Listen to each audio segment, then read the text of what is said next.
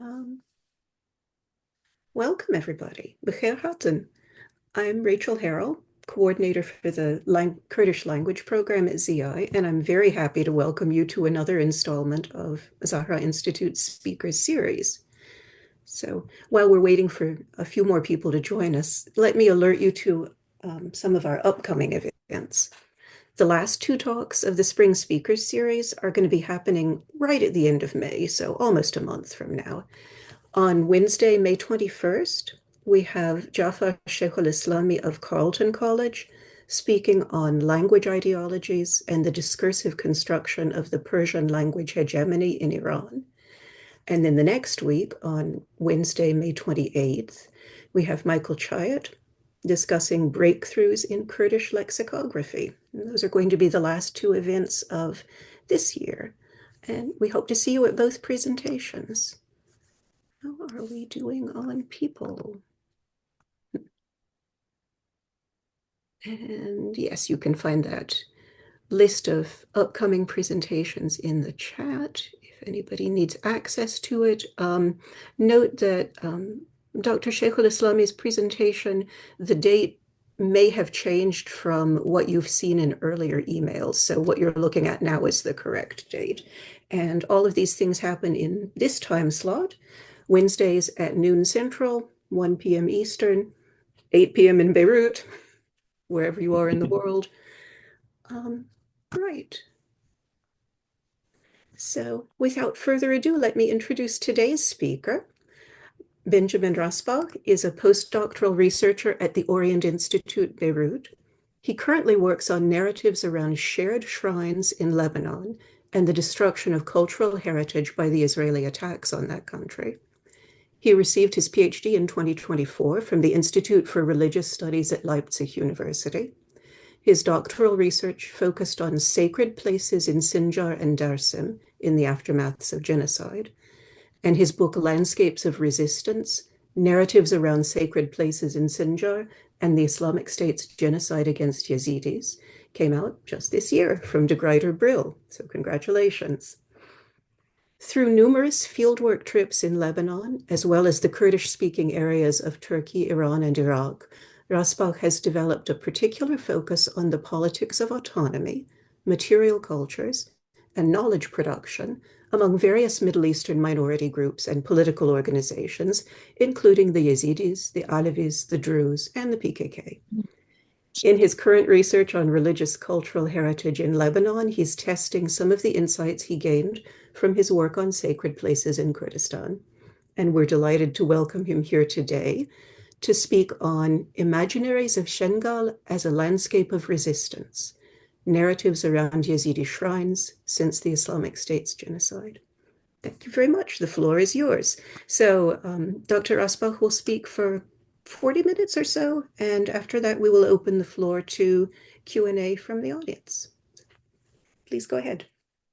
Thank you so much for the kind invitation and the very kind introduction. I'm very happy to be here in this very nice speaker series.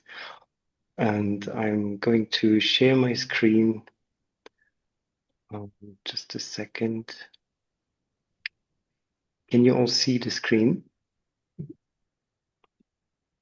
Okay. Yeah, my talk today is called Imaginaries of Shingal as a Landscape of Resistance, Narratives Around Yezidi Shrines Since the ISIS Genocide. For this talk, I will draw from my field work in northern Iraq between 2019 and 2021, and the resulting book, Landscapes of Resistance, which was published with Brill in the end of last year.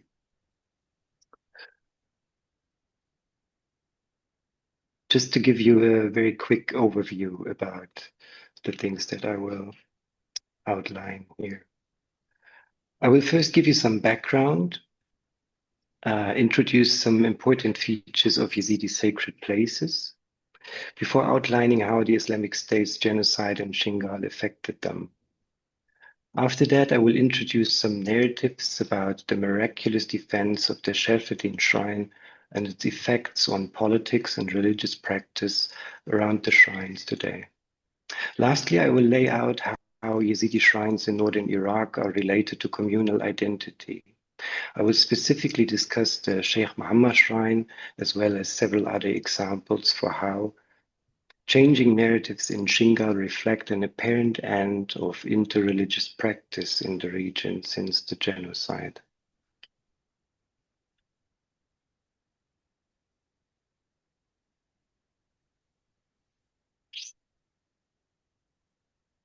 A part of my book deals with transformations of Yazidi cultural heritage, and specifically the shrines in the wake of the genocide conducted by the Islamic State in Shingal. Dynamics around sacred places and communal perceptions of them shed light on how Yazidis construct their identity today and which role experience and memory of violence play in this process. In this talk, I ask, how did the Islamic State's genocide in Shingal impinge on Yazidi perceptions of the shrines and communal identity? And which role do the shrines play within political contentions in Shingal today?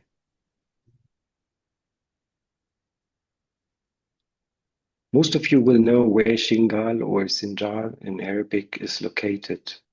West of Mosul, close to the Syrian border in the so-called contested areas currently under control of the Iraqi government. Shingal is a mountain massif in the middle of vast desert-like areas. It has been populated by the Kurdish-speaking Yezidi community for several centuries. But several other groups also lived there. Sunni Arab Muslims were present all over the mountain. Shia Kurds lived with the Yezidis, and until recently small minorities of Jews and Christians were also present. As you will remember, in the summer of 2014, the Islamic State laid siege on the mountain, killing and abducting thousands of Yezidis explicitly because of their religious identity. Tens of thousands were stranded on the mountain, many of whom were rescued by groups close to the Kurdistan Workers' Party, or PKK, within the first weeks of the attack. The entire region was devastated by the jihadist attack and the subsequent reconquest led by Kurdish militias and the Iraqi government.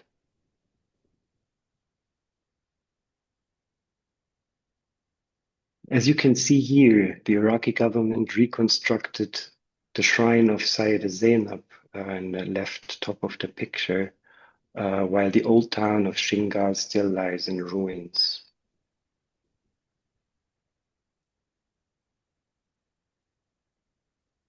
Yazidi sacred places, present all over and around the mountain, mark traces rather than graves of the holy beings on the landscape Yazidis inhabit today. They are associated with a specific form of time, usually a mythical faraway past or an eschatological future. Important holy beings have several shrines throughout Yazidi lands. Their features are rather homogeneous and people usually know little about them. Other holy beings and their shrines are only locally known, and very specific stories might be told about them. Each Yazidi family is connected to a shrine or to several shrines. Sacred places are essential for Yazidi religious practice, as most rituals and narratives are intimately connected to specific shrines.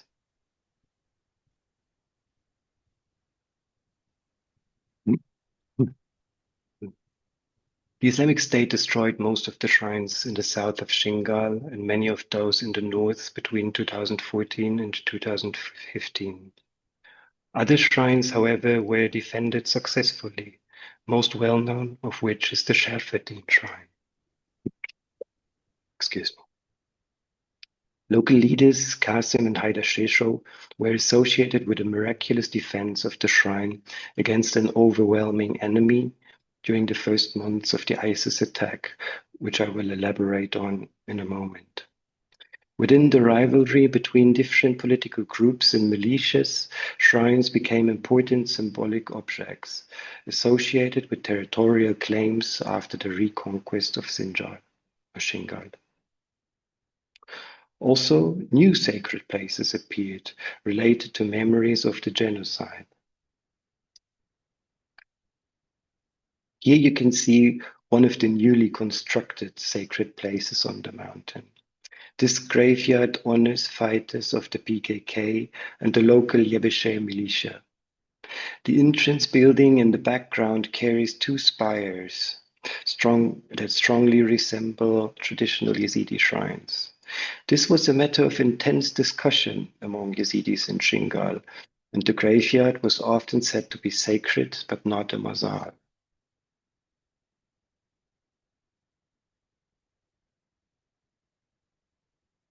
The Sherfeddin Shrine is the most important sacred place in Shingal today. Stories about its miraculous defense against the ongoing ISIS attack in 2014 constitute important memory narratives for Yazidis in the region.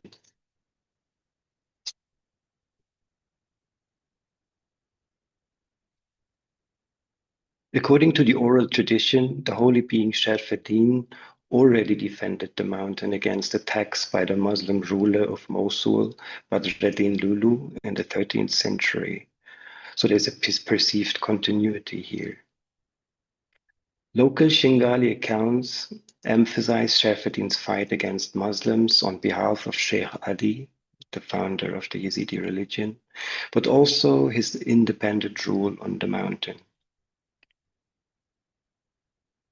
Accounts about the miracle of Sherfeddin, as I call it in my book, often mention an armored vehicle belonging to ISIS that exploded without apparent cause, which means by divine intervention. US airstrikes in the area were also mentioned, but they apparently did not diminish the significance of these stories.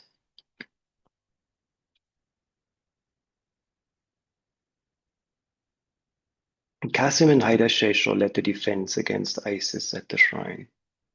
The Shesho family were also the traditional Aras of the village. Today, these political leaders are strongly associated with the successful defense of Sherfeddin and Shingal in general, and they are militarily present at the shrine. This provides the KDP with some influence in Shingal after its Peshmerga had fled ISIS and left the Yezidis at the mercy of the jihadists in August 2014.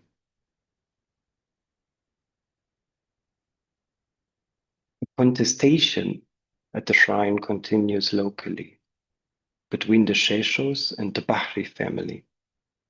Ismail Bahri, whom you can see in the very left of the picture, is the religious authority at the shrine, the Mejawer, or shrine guardian.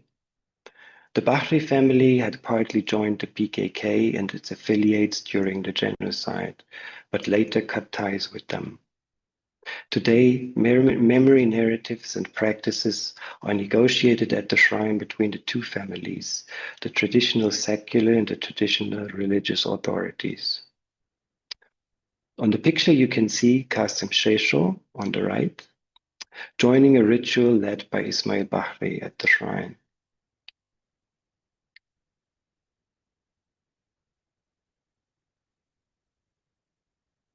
Yazidi shrine architecture is today rather homogeneous, reflecting processes of canon building and the construction of a unified Yazidi identity that is strongly differentiated from Islam. In the past, many shrines in Sinjar have been shared by Yazidis and Muslims. However, shrine sharing and other ritual relations like the Krif have ended in the wake of recent Islamist attacks. This process shows clearly in narratives and material developments around the shrines in Sinjar.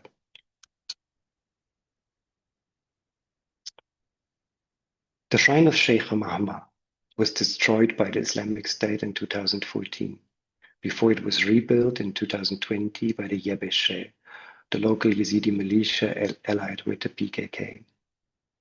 There are various accounts about the shrine's origin and history. The first one I heard was told to me by Arab Muslim interlocutors in Wadi Birjari. a village in North Shingal. They called the shrine Sheikh Muhammad, the grave of a Muslim called Muhammad Abu Okr, who got into a feud between Yezidi tribes. He was killed fighting for one of these tribes.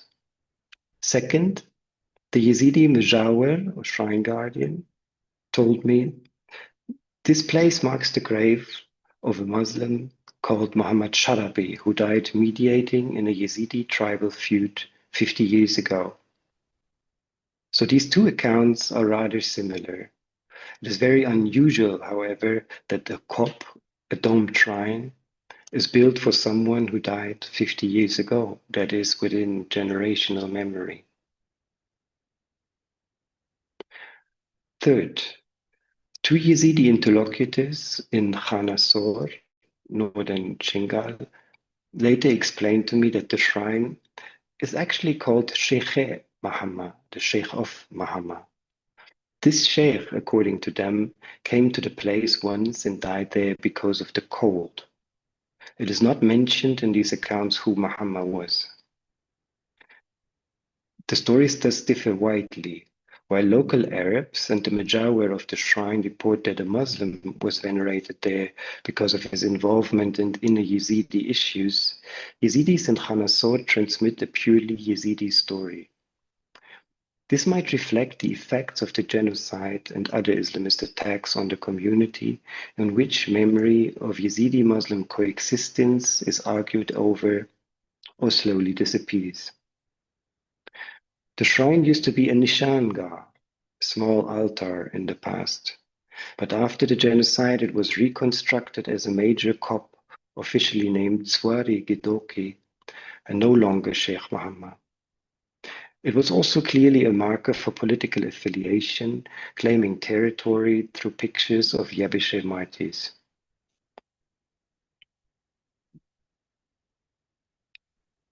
Several other shrines in Shingal show traces of sharing or alternating use in the past by Yezidis and Muslims until very recently. Sheikh Quresh is a Yezidi shrine, while it seems that before the genocide it was mostly used by the Tat, a local Shia Muslim community. To give another example, the Sheikh Rumi shrine was destroyed by ISIS and not rebuilt until 2021. It is remembered as a Muslim shrine today, while travel accounts from the 19th century mention it as a Yezidi shrine. And lastly, the well-known Pir Zeke shrine, which was also destroyed by the Islamic State, you can see that in the background, is clearly a Shia Muslim shrine today. But oral and historical sources indicate that it was used to be shared, and some Yezidi interlocutors even told me that it once belonged to the Yezidis entirely. This is the entrance to the shrine, and on the right you can see the sacred tree that was used by several religious communities, which I was told several times, for healing purposes.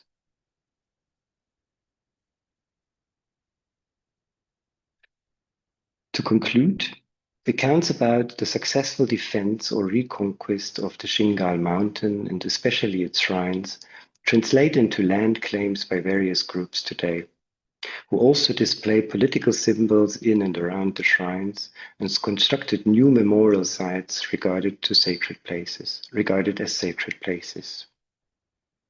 At the same time, narratives around the shrines reflect changes in the Yezidis' perception of their communal identity.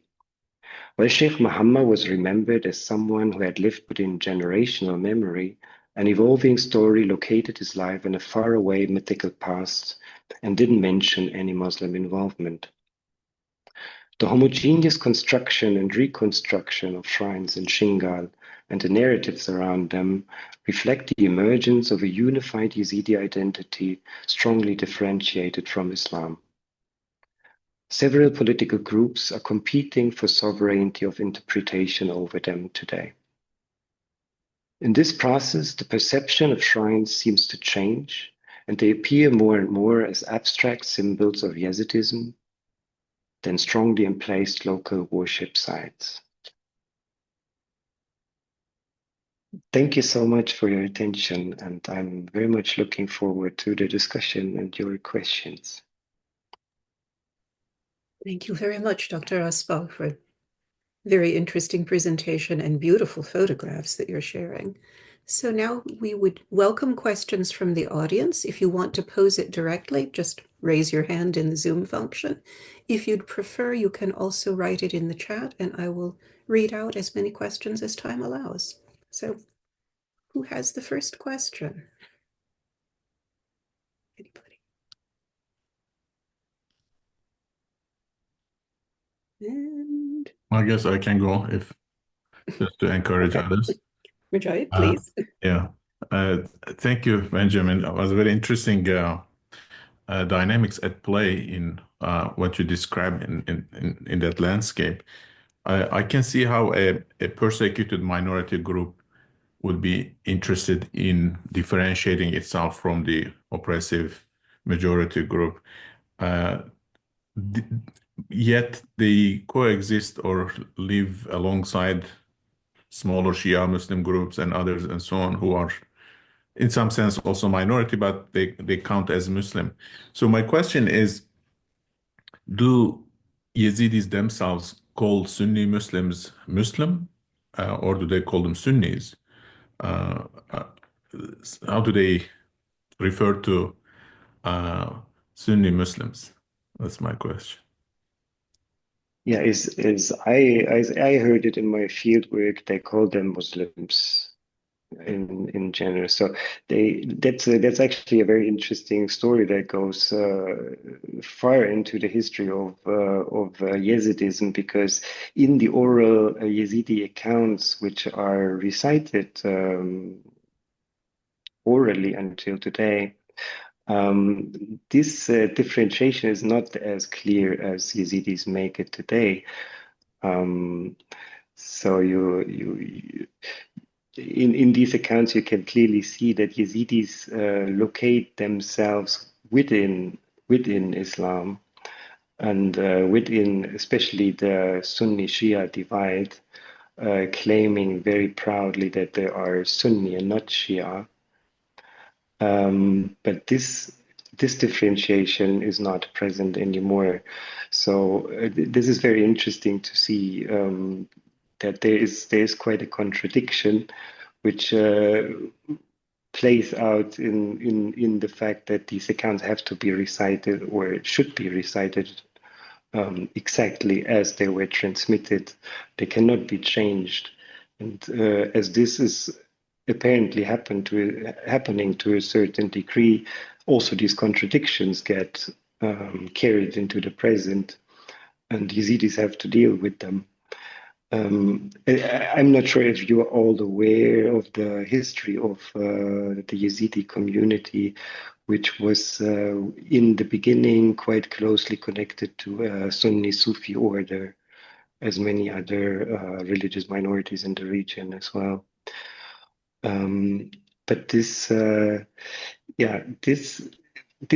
origins, or this part of the history, is not really part of what Yazidis remember or talk about today, particularly because of the recent attacks that happened on the community. I would suggest, and this is why this contradiction is present today.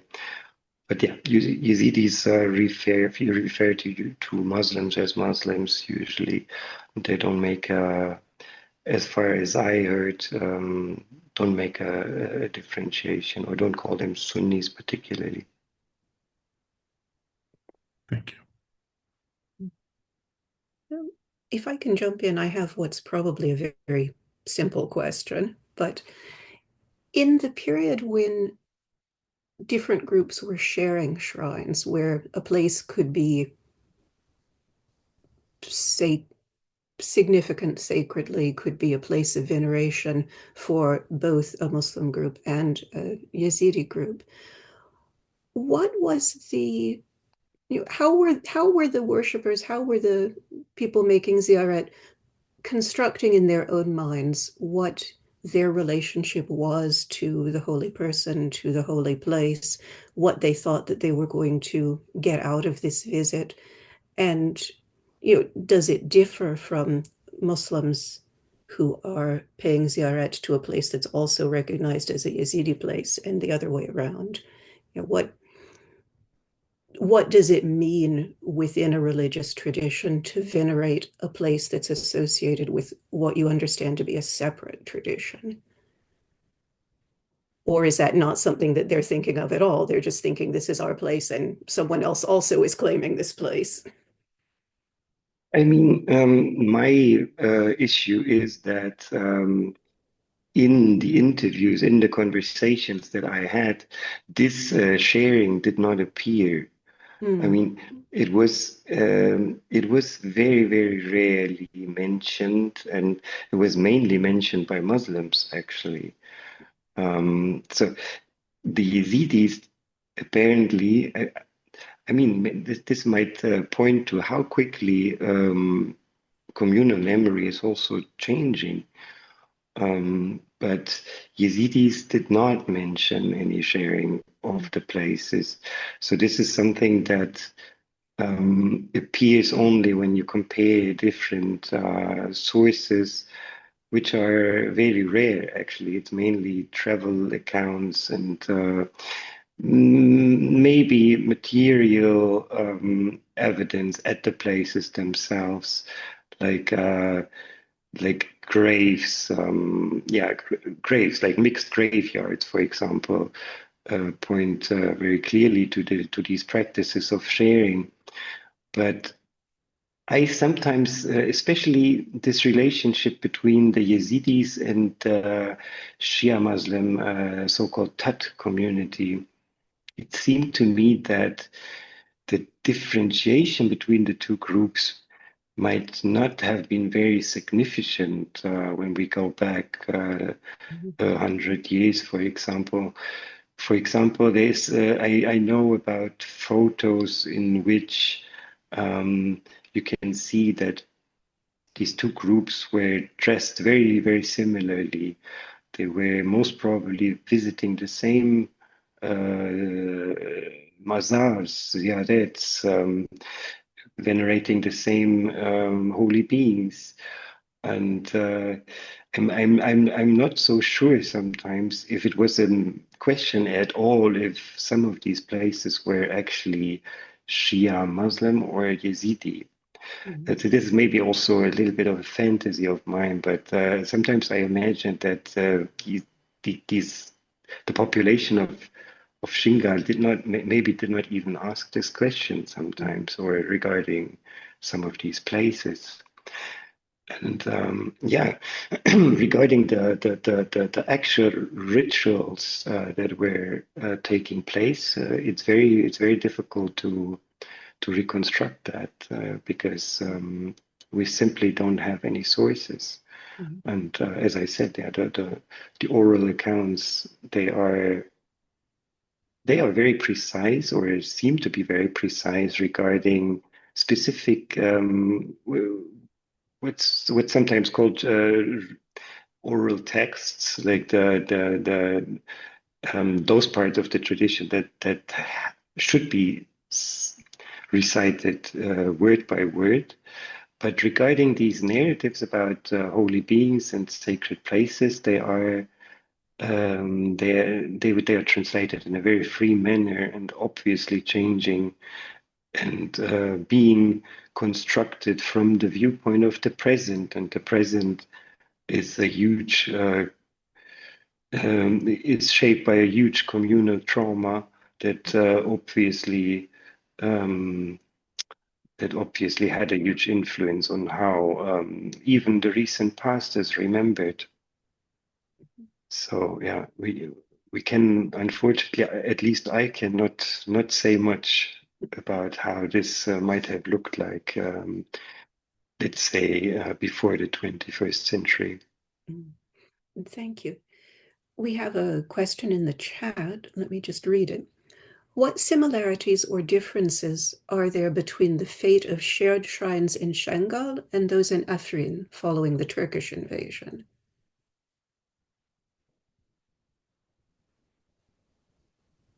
Unfortunately, I cannot say much about shrines in Afrin. Maybe there is anyone in the audience who is familiar with the shrines in Afrin and can share something about that. But although I tried at least one time, I was not able to visit Afrin until now.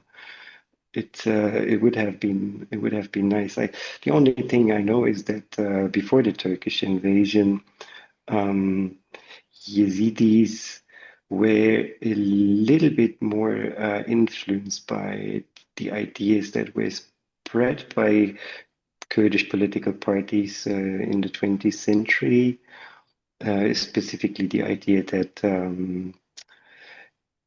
Zoroastrianism is an important source of the Yezidi religion. So there was even a statue of Zoroaster who got destroyed at some point. But unfortunately, I cannot say anything about the traditional shrines in the area. We have a question from Martin Greve. Please go ahead. Thank you.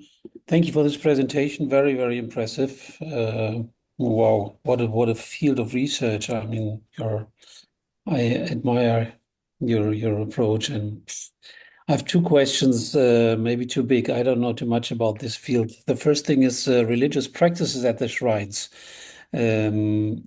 Have they changed? What do you know about that? What's actually happening at the shrines? What do the people do? And did that has that changed due to the genocide? And the other question, well, the genocide, you just came a few years after the genocide, and I can imagine everyone is traumatized, and this is a very sensible field to do research, to do fieldwork there. I mean, what was your experience with that? Are the people able to talk about what happened? And I mean, you come as a researcher, ask question, was that possible? Was that difficult? Was that difficult for yourself as well? I know it from there that 2 or 3 generations ago that the massacres happened, and still it was a very sensible issue. But I can imagine what you did is much more difficult. Yeah, maybe I start with the second question. It was difficult. It was very difficult to be at these places that very much looked as they looked right after the genocide. Nothing much had changed. Like everything was still lying in ruins. Mass graves had not been excavated. There were sites that people knew that there are more mass graves, but they were not allowed in some cases to even excavate them. I felt with many, if not, yeah, with most people actually, that they were quite eager to share their memories. And this, at least I related this to the perception that many people in Shingal, they kind of expected or hoped that research, like any kind of research, any kind of foreign witness in the area, is a slight chance to improve the situation, or at least a possibility, because I think many people felt that right after Daesh was expelled and defeated, the world stopped to be interested in the region and in the community and in the whole topic. So me coming a couple of years after the genocide, I think was also associated by many people with the fact that outside observers are still interested and ready to spread knowledge about what happened to them, because I think this is maybe also a part of like a whole coping mechanism, the perception that you can share your experiences with someone, with people who are who come from a different environment. And I felt this made people, in almost all the cases I remember now, quite eager to share their memories. And they were even, I remember several families who even wanted to bring me to specific places in the landscape that were sites of murders and massacres and other things that happened there, and to make these things tangible for me as a total outsider. So although you would expect that, but it was not difficult to it was not difficult to have conversations about these topics. Although it was, of course, difficult for people to talk about it. There was I could feel that in many accounts, especially like women's accounts, like about what they experienced being kidnapped and in these situations of losing control completely. It was extremely difficult to find the words, but there was never an unwillingness to share memory. That's how I remember it. The first question, how ritual practices changed. And this is also something that I can only trace by the traces of earlier rituals, let's say. So I was very interested in how these things change, like the architecture of the shrines and also the practices at the shrines, the whole aesthetics. But I'm not so sure if this is closely related to the genocide. I rather feel like these might be developments that come with a certain form of globalization and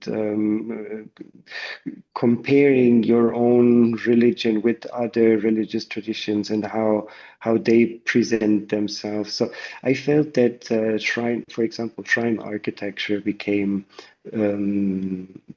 quite homogeneous in recent decades. So you can compare that to a couple of pictures that are older than, let's say, 20, 30 years.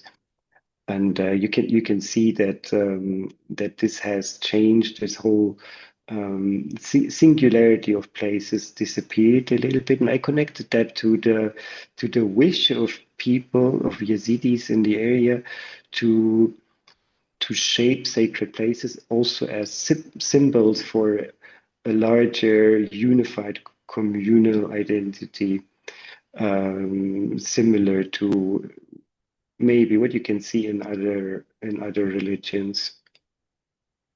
And the same goes for ritual practices. Like there is many accounts of mostly of travelers and researchers in the 20th, 19th century who report about specific rituals at specific places, and they were so specific that really they were happening only at those places, and they were things that were really emplaced in the landscape. Things like, for example, a specific tree that had a specific form of trunk on which you are supposed to throw little stones and try to make them stay at a specific place, which supposedly brings you luck if you manage. And these places, of course, you can still see them. They're often still there. I also remember, for example, next to a shrine, there was a cave in the mountain that was very much connected to the jinn presence. So people went there to give food to the spirits of the cave.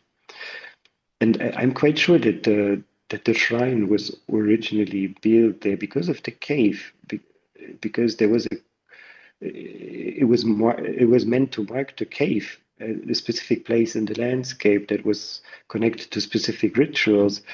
But now I felt that when I went to these places and observed what people were doing, these natural places, they very much lost.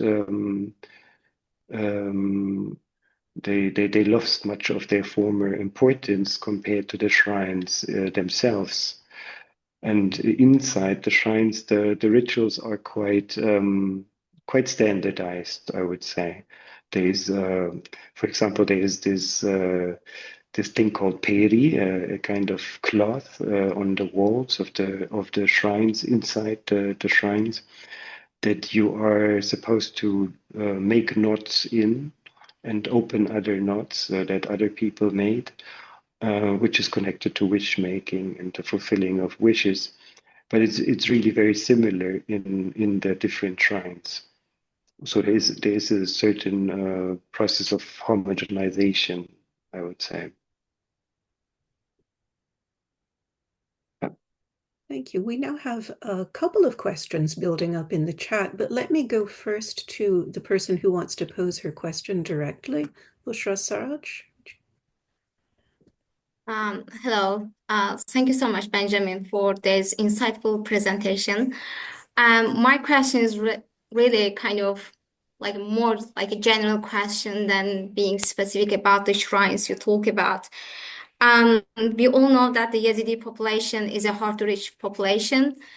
And my question is really about the challenges and the difficulties you experience methodologically when you decided to approach this community for research purposes. Because I did similar research, and it was, I think, during the same period that we conducted our research, and I did interviews with Yezidi women. And it was quite traumatic experience for me, I would say. And I personally experienced a secondary trauma, because I still find it difficult to talk about what women have experienced under the so-called Islamic State. So could you just walk us through a little bit about these challenges you experienced along the way before you reached to the Kurdistan region of Iraq? And could you just maybe add where you did your research? Yeah, it was it had to be remote research. I did them remotely. So I actually approached these women because as we all know, they live in internally displaced camps at the moment. I know, so the government is trying to close down these IDP camps these days, but I approached them through the international organizations that work with these women. You know, they provide support and help for those needed. But the women I talked to were primarily based in Duhok. Okay. Yeah. Yeah. Yeah, for me it was also quite a struggle. It took me a long time. I spent a lot of time in the Kurdistan region of Iraq, going to many different places, trying lots of entrances into the field, like finding people who would maybe become like doorkeepers and like opening doors for me.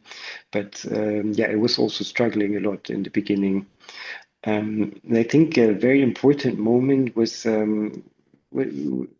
it's usually, I mean, this is also why it's probably important that that I was physically there, because then you allow these coincidences to happen by just being at some place and meeting people by coincidence. That seemed quite important. So I was I was invited to a Yezidi camp actually, and spent the night with a family there.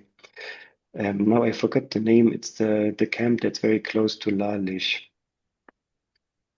And my host in this camp was by total coincidence had the phone number of Haider Shesho on his phone. I don't think he even knew him personally, but he managed to call him and connect me to him. And then it turned out that part of Haider Shesho's family lives inside the Kurdistan region.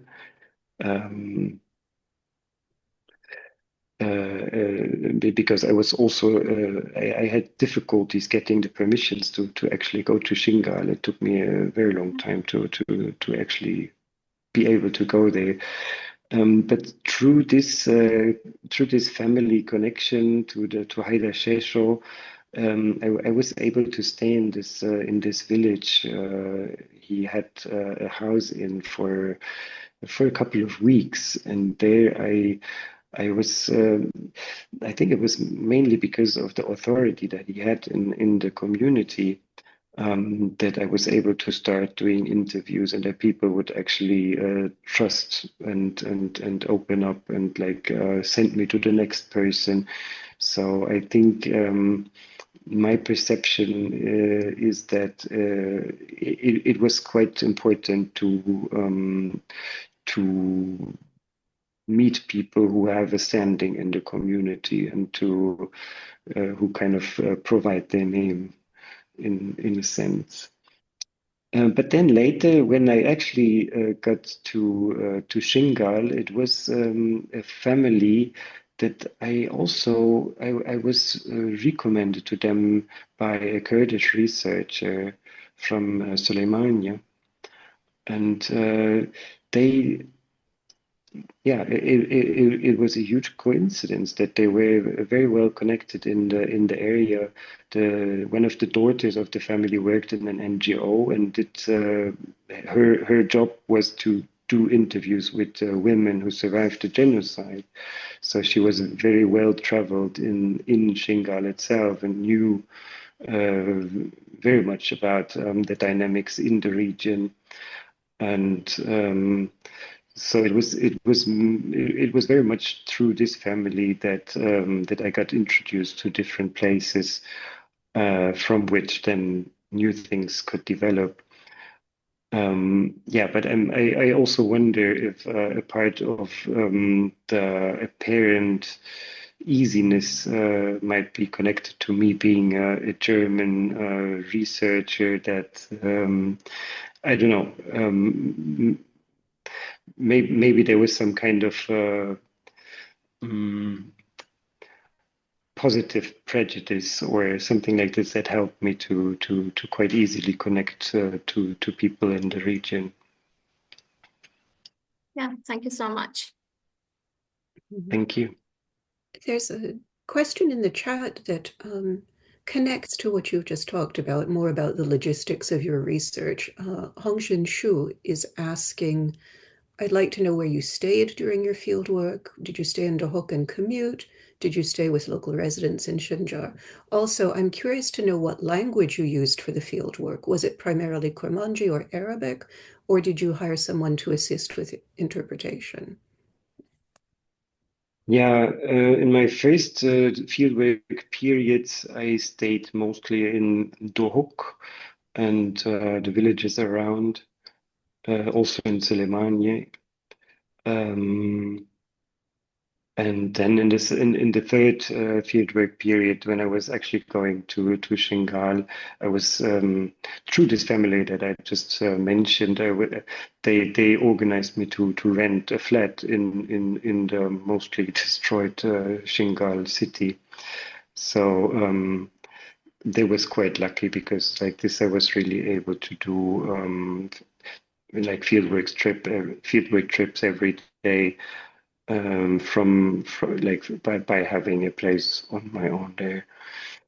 I was mostly using Arabic communication, which worked, of course, much better in Shingal than in around Tobruk. That's of course not the best choice, but my Kurdish is limited, and I was not able to do research in Kurdish. Surprisingly, there were many more people who actually spoke English and even German in the area. I did some of my interviews in German, for example, with Haida Shesho, who lives in around Hanover. I don't remember.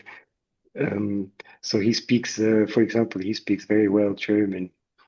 So this connection between Kurdistan and Germany proved to be quite useful also sometimes. Thank you. Second question from Josh in the chat. He says, you've described how Yezidis have increasingly sought to distinguish themselves from Muslims following the ISIS genocide, but have there also been changes in the way local Muslims, either Kurds or Arabs or others, relate to Yezidis and or the Yezidi shrines? Yeah, I was wondering that. I mean, I didn't do specific research on it, but as I mentioned, I met a couple of Sunni Arabs in the region. I felt that their desire to differentiate themselves from Yazidis was much less developed. It was them who actually remembered all the sharing. They remembered that they were visiting the Sheikh Muhammad shrine, for example. And unfortunately, I didn't ask like exactly like what kind of rituals were they were doing there, but they remembered these things, which seemed quite credible to me. But yeah, of course, the Muslims in the region, they have a very difficult standing since the genocide. There were also some kind of revenge attacks, like smaller things that are probably understandable, but they were also violent. And many Muslim groups, Ashirets, tribes, were not allowed to come back to Shingal. They kind of lost their right to live there. There were only, I think I remember, two extended families that were allowed to come back by the Yezidis because it seemed proven that they did not join ISIS, so they were not like collectively prevented from coming back. Yeah, this whole situation. I think it looks different from both sides. Like the local Muslims who actually still live there or live there again. Of course, they try to show and prove that they did not join ISIS as many other Muslims unfortunately did. But they also remember different things, and they remember things differently. Yeah, I think Martin has another question. Well, I have endless questions. I mean, just when you talk about English and German language knowledge, it reminded me to one question I had before, the diaspora. I mean, Yezidi is a diaspora culture, meanwhile. There are many diasporas living in Europe somewhere. So do you think there is an influence from this diaspora situation? I mean, partly in terms of money, of support from Europe, or also in terms of, I mean, they're traveling, they're coming, going, they're probably coming, going more in the summer. So the year will change. I mean, now the rituals, I mean, we know it from other religions that the religions now go to the summer when the people from the diaspora come. Or also discussions. I remember in the Yezidi community in Germany, there was before the genocide a lot of discussions about a lot of restrictions which are common among Yezidis, and there were questions like relationships to non-Yezidi or wearing clothes which were supposed not to be weird and so on. So I don't know if that has any effect to the region there also.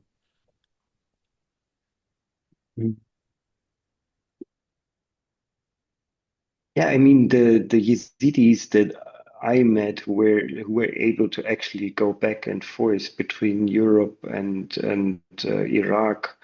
That were It was quite an exception. Like it was not like there were thousands of people who were able to or afford this kind of commuting between Iraq and Europe.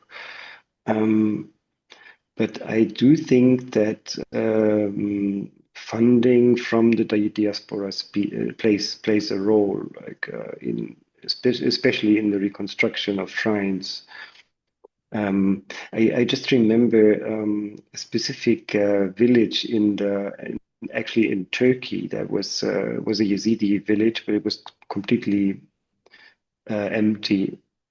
It's now I cannot remember the name, but it's a quite well-known Yazidi place close to Batman.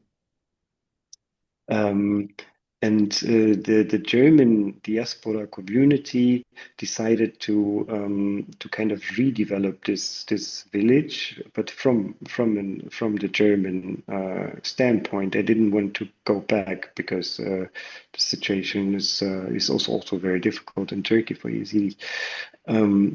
But they decided to build a lot of shrines. I think I remember at least 4 or 5 shrines that the diaspora built from Germany. And then they went there in the summer, like for summer holidays. And of course, still understood this as their village. But this is a huge change. I mean, I just touched upon this topic, but it's a huge discussion and an important topic in Yezidism that shrines cannot just be built anywhere. There has to be, I mean, the location a shrine stands at, it has always been sacred. That's the idea. It's connected to the mythical time, to the beginning, to what the holy beings did and where they were. So it's never a random or like just a beautiful place that you choose to build a shrine as a kind of a symbol or as a kind of a functional worship place. It's always a trace of something that happened there in mythical times. So if you build a new shrine, usually you will be asked or you have to justify why you build a shrine there. And there is in almost all the cases I know in Iraq, there is stories about what was there before and why it was already sacred. And this is essential. Like if you cannot prove that this has been a sacred place, then the place might not be recognized by the community. And in these cases on the Turkish side of the border, it seemed to me like that this idea had changed. Like I gave a talk about this a long time ago, and there was a Yezidi from the village present in the auditorium, and according to what I understood, this was not a topic anymore. It was not necessary to justify building these shrines in the village. And I think this is very much connected to the diaspora experience. This is how I imagine it. Yeah. Thank you. Yeah, I think we've If got I one may, more I have a question. question. Yeah, I have a question that is related to Martin's question, and it has to do with the globalization of Yezidism, in the sense that Yezidism or Yezidis become relevant on global stage through victimhood, through their experience of genocide under ISIS. And this seems to encourage a certain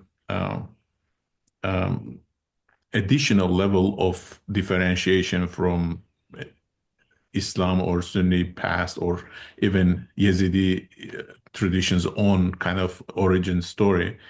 And given the traumatic nature of, that experience of genocide, one can understand this. Um, do you see any kind of theological repercussions, consequences of such a shift in terms of Yazidi identity becoming basically anti-ISIS or being dependent on victimhood in ways that is received and celebrated in the West, for example? Same ritual, same religious culture, if it was presented as a, Sunni tariqa, would be probably perceived as sheer barbarism or primitiveness or so, when it is, Yazidism as a victim identity and victim of ISIS terrorism is received as something to be celebrated. Do you see those tensions, or any comments on what I just said? Thank you. Yeah. First of all, I'm sorry for. Okay. This is the Lebanon experience. I'm glad that we have you back. Yeah. But the internet connection still works. So yeah. This is a topic that I try to also unfold a little bit in my book. I feel like when you look at the different historical sources that we have about Yezidism and how it developed, how it perceived, like how Yezidis perceived themselves during the last couple of centuries, then I think many of the evidence speaks for different interpretation of the communal identity than what we have now. I think it's safe to say that Yezidis were not that powerless as a community and or a widespread community in the region as they are today. This has changed a lot in the 19th century, I would say, in the Tanzimat period of the Ottoman Empire, when state control got much more tight in the region. The Ottomans started to do punitive raids and kind of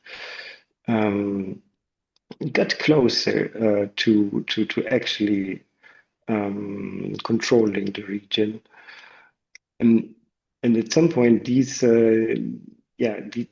attempts to recruit people for the army, to force taxes and so on, they also got a religious undertone, I would say, at least another undertone. So the topic of conversion became stronger. Also, Lalish was turned into a Quranic school in the beginning of the 20th century, and so definitely there were sporadic attacks that amounted to massacres. That's definitely a fact. But the idea that the Yezidis are a community of, as you said, victims that have been persecuted for centuries or since the beginning of their history, I think this is a rather new narrative that developed, throughout the 20th and 21st centuries. And I think that it became formulated in the sharp sense that we have today is very much connected to very recent developments, and we have this whole genre or this whole set of narratives that Yezidis call the Ferman, the Fermans. So there's this idea that there were 74 or 72 Fermans or large-scale massacres against the community. And at some point in the very recent past, and facing these jihadist attacks in the 21st century, Yazidi started continuing to count. So now we have a 73rd and the 74th Ferman, which is essential now, I would say, for the formation of Yazidi identity. But we have to be careful, because the sources are very contradictory in some places, and they're also not very dense. But my perception, my reading of the sources and the oral accounts now is that the centrality of the victimhood perception, or the perception of being a community that was persecuted since the beginning of its history, is very much connected to what happened during the last decades. Yeah. Okay. I think we have reached the end of our time for today. So thank you to the audience for the rich variety of questions, and especially thank you, Dr. Raßbach, for your presentation here today. And thank you so much. Yeah, we look forward to seeing everyone on May 21st, back again for Jafar Sheikh al-Islami. Thank you so much. Have a good day, good evening. Thank you. Bye-bye.